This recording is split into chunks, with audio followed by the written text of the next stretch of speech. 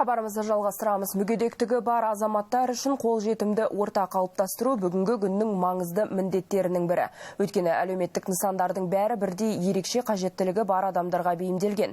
Енді еліміздегі әлеуметтік инфрақұрылым нысандары арнайы интерактивті карта арқылы бақыланады. Бұл жүйе арқылы азаматтар кез келген мекеменің мүмкіндігі шектеулі адамдарға қаншалықты қолайлы екенін алдын ала білуге мүмкіндік береді.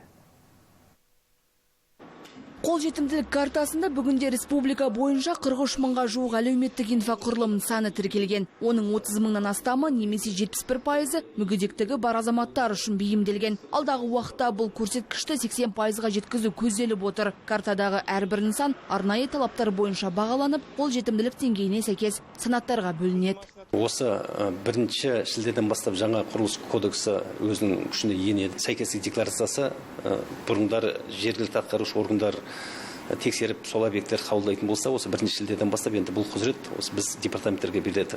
Сол себепті біздің мемлекеттік әлеуметтік инспекторлар жаңадан іске қосылатын, болмаса күрделі жөндеуден өткен объектілерге барып, соның сәйкестігін жаңағы толықтай стандарттармен жаңағы ережелерге сәйкестігін тексеріп, егер сәйкес болған жағдайда біздің инспектор қабылдайды.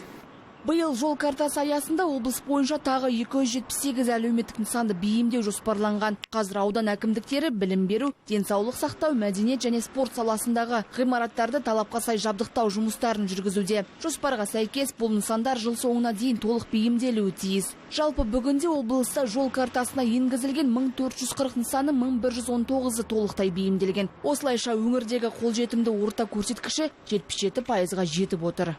Ситуация по доступной среде сейчас, конечно, намного лучше. Қазір облыста қолжетімді ортаға қатысты жағдай бұрынғыдан әлдеқайда жақсарған. Жаңа салынып жатқан қоғамдық орындарда мүмкіндігі шектеулі азаматтардың қажеттіліктері ескеріліп келеді. Дегенмен атқарылатын жұмыс әлі де көп. Әсіресе жеке кәсіпкерлік нысандарында мәселелер кездеседі. Қуантарлығы бүгінде мемлекеттік мекемелер біздің ұсыныстарымызды ескеріп, қолжетімді орта қалыптастыруға ерекше көңіл бөліп отыр.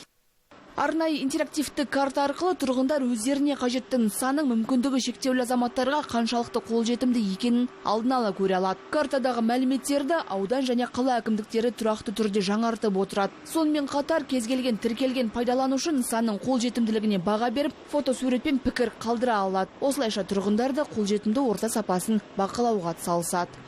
Аружан Мұратқызы, Бекжан Кенжебай, Қонаев медиа.